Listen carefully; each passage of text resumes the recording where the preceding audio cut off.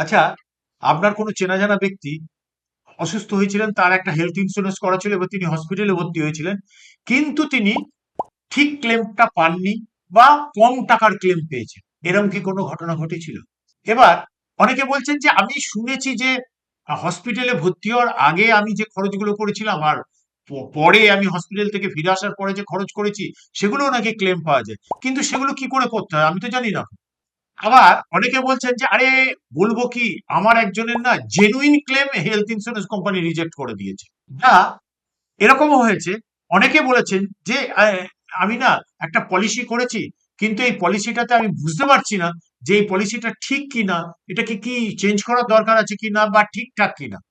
তো আপনি যদি মনে করেন যে এই সমস্যাটার একটা সমাধান চাই, লাস্ট 20 ইয়ার্সে আমরা প্রচুর মানুষকে এই ধরনের সলিউশনে দিয়েছি সমস্যার। তো এবার আমাদের কাছে রয়েছে একটা টাইম টেস্টেড সিস্টেম রয়েছে, প্রসেস রয়েছে এবং ইনফ্রাস্ট্রাকচার রয়েছে।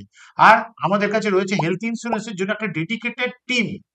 তো আপনি যদি মনে করেন এই সমস্যার সমাধান চাই, তাহলে আপনি আমাদের 8812 8844 এই নাম্বারে ফোন করে বা মেসেজ করে আপনার সমস্যাটা জানাতে পারেন।